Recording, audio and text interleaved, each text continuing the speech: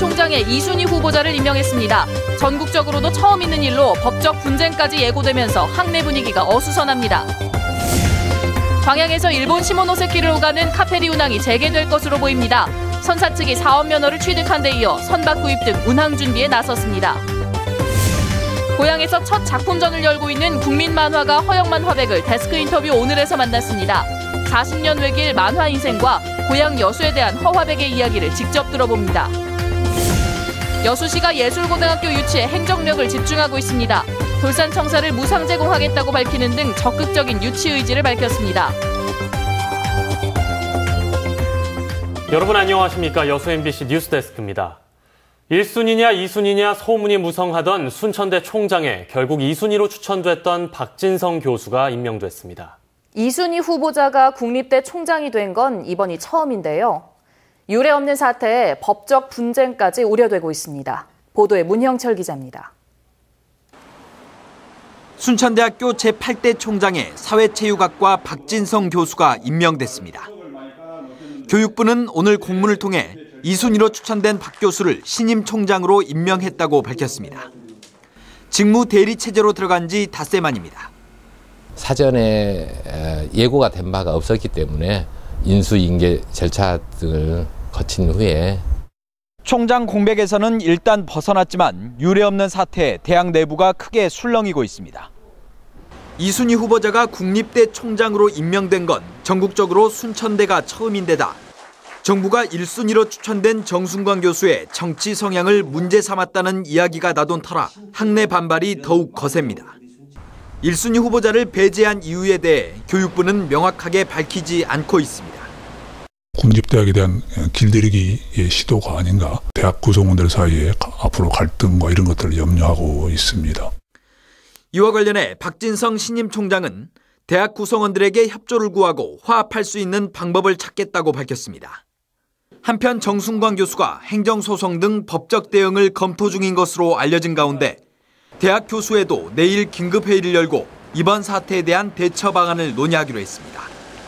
MBC 뉴스 문형철입니다. 광양 한 민간 선사의 일본 시모노세키 카페리 운항이 재개될 수 있을지 관심이 모아지고 있습니다. 광양라인 주식회사는 광양 시모노세키 간 카페리 운항을 위해 자본금 61억 원을 확보하고 지난 7월 해수부로부터 해양 여객 운송사업 면허를 취득한 데 이어 다음 달 안에 2만 톤급 선박까지 구입하면 내년 2월부터는 주 3항차 운항이 가능할 것이라고 밝혔습니다. 광양시는 민간 선사의 이 같은 계획에 대해 다시 항로가 열리는 것은 환영할 만하지만 보조금 지원이 운항의 전제 조건이 돼선 안 된다는 입장입니다. 광양 시모노세키 간 카페리는 지난 2011년 1월 운항을 시작했지만 동일본 대지진과 유가 급등 등의 여파로 1년여 만에 운항이 중단됐습니다. 여수 경도지구의 복합리조트 선정을 위한 전라남도와 여수시의 발걸음이 빨라지고 있습니다. 여수시는 전라남도 주관의 경도 복합리조트 유치 추진 상황 보고회에 참석해 지역 국회의원들과 함께 복합리조트 선정을 위한 청원서를 청와대에 전달하는 방안을 논의했습니다. 여수시는 또 두 곳의 복합리조트에 경도가 포함되지 않는다면 한두 곳의 리조트를 추가로 지정해 거기에 경도가 포함되도록 정부의 유치 타당성을 담아 지속적으로 촉구할 계획이라고 밝혔습니다.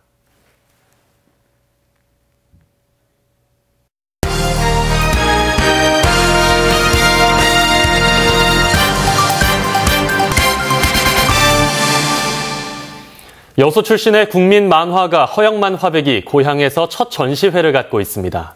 여수 장도에 작업실을 갖추고 서울과 여수를 오가며 창작 활동에 나설 텐데요. 허영만 화백과 얘기 나눠보겠습니다. 안녕하세요. 예, 안녕하십니까. 예, 허영만 화백님은 만화 인생 40년 동안 타짜나 식객과 같은 유명한 만화들을 선보이셨는데요. 만화 인생을 되짚어보는 전시회를 열고 계신다고요?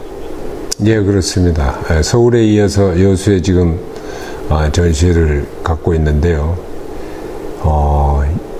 1966년에 만화를 그리겠다고 서울로 가서 50년 만에 만화를 들고 여수로 내려왔습니다.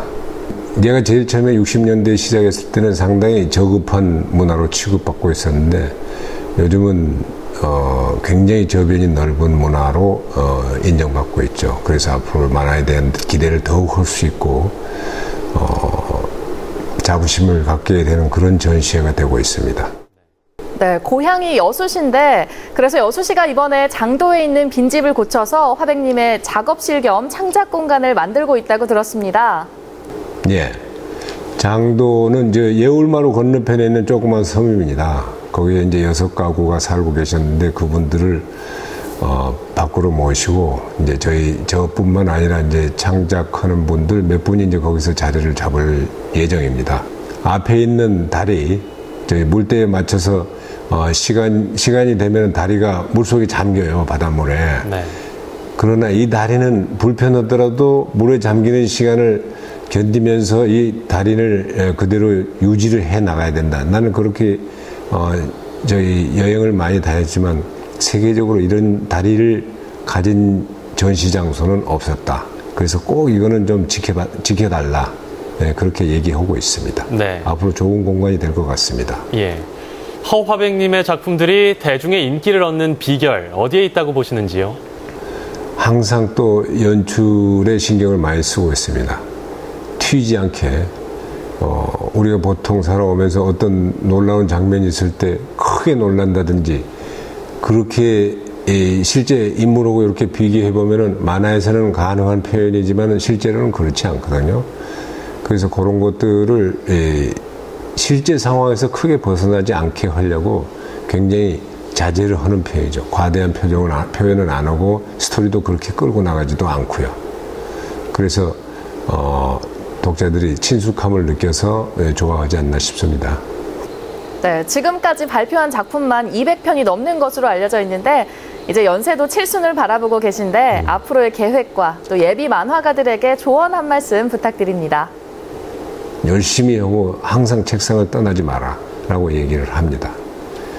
그리고 내 것이 아닌 다른 사람의 좋은 경험들도 간접적으로 내 것을 만들 수 있는 능력을 키우고 남의 글도 많이 읽어야 되고 특히 영화를 볼 때 어떻게 연출을 하는 것인가를 주의 있게 봐라 라고 얘기를 해줍니다.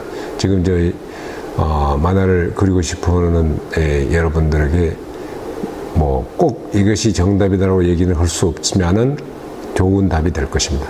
네, 오늘 말씀 여기까지 듣겠습니다. 고맙습니다. 예, 고맙습니다. 네, 지금까지 허영만 화백과 이야기 나눠봤습니다. 앞서 초등학교 교실에 40대 남성이 난입해 둔기로 학생을 협박하고 교사까지 폭행한 사실 전해드렸는데요. 자신의 조카를 괴롭혔다는 이유였습니다. 이 장면을 목격한 학생들은 충격으로 심리치료까지 받고 있습니다. 김진선 기자의 보도입니다.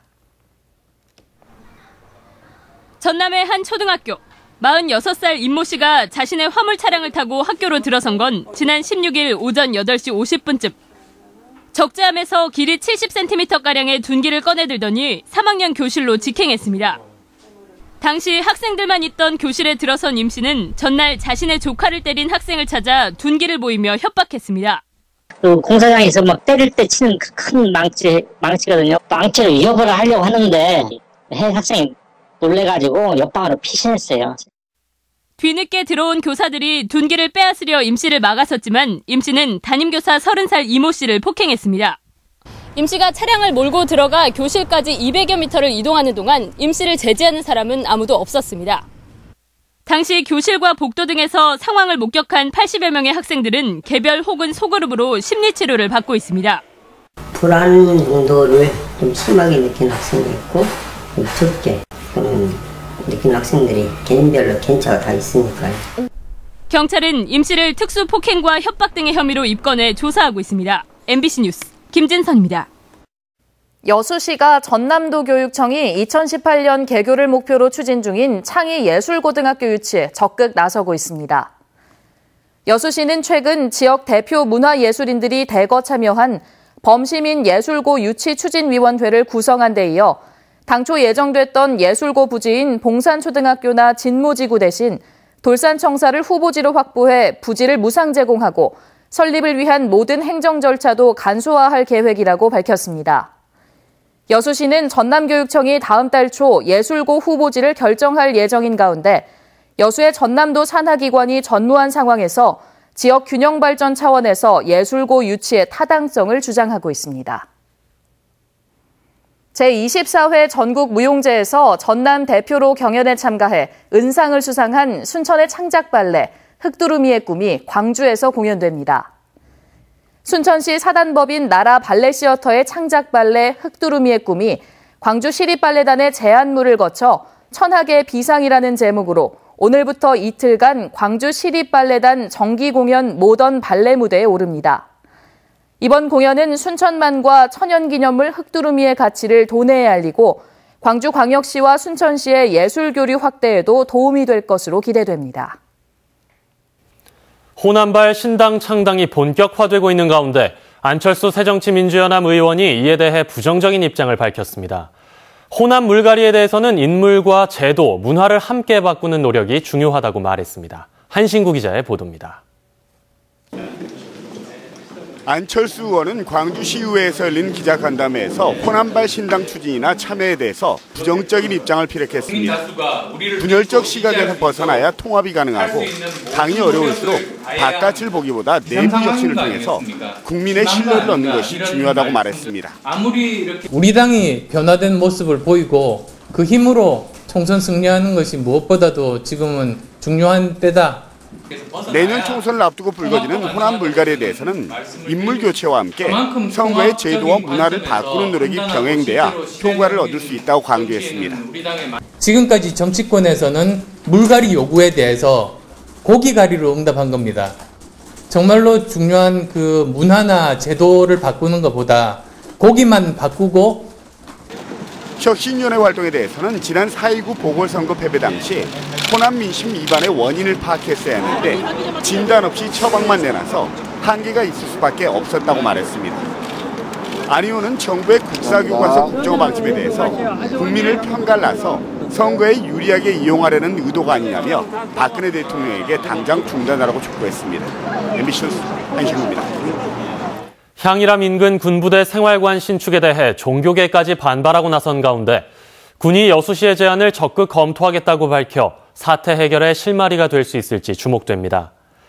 여수 지역 불교계 관계자들은 오늘 육군과 시청 관계자, 주민 대표와의 간담회에서 국방부가 불교 신자들이 많이 찾는 향일암 인근에서 공사를 강행할 경우 조계종 전체의 반발로 이어질 수 있다며 주민들의 요구대로 현재의 막사 자리에 생활관을 지어달라고 요구했습니다.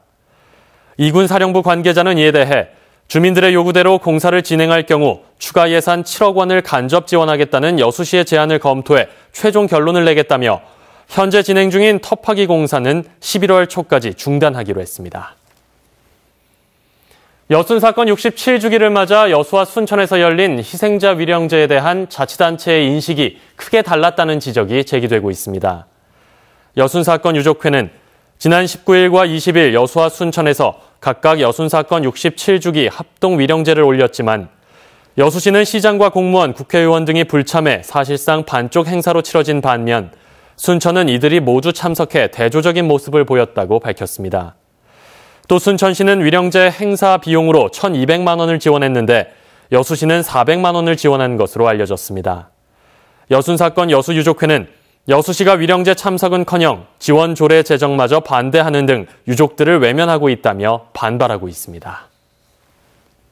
광양 지역 일부 임대아파트 관리사무소에서 과다 징수된 수도요금을 환급하지 않아 논란이 일고 있습니다.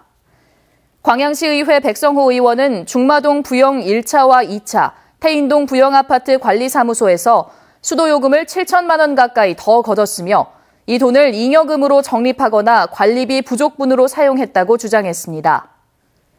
해당 관리사무소 측은 이에 대해 더 거친 수도요금은 아파트 관리 등에 사용돼 문제가 없다는 입장이지만 광양시는 현행법상 환급해야 한다며 관련 조사에 나서겠다고 밝혔습니다. 전국시장 군수 구청장 협의회는 오늘 정부 서울청사에서 열린 지방자치 20년 지상좌담회에서 지방분권형 헌법 개정을 촉구했습니다. 이 자리에서 전국시장군수 구청장협의회 조충훈 대표회장은 지방의 운명에 영향을 미치는 문제에 대해 지방이 자율적으로 해결해 나갈 수 있도록 헌법적 위상을 높이자고 밝혔습니다.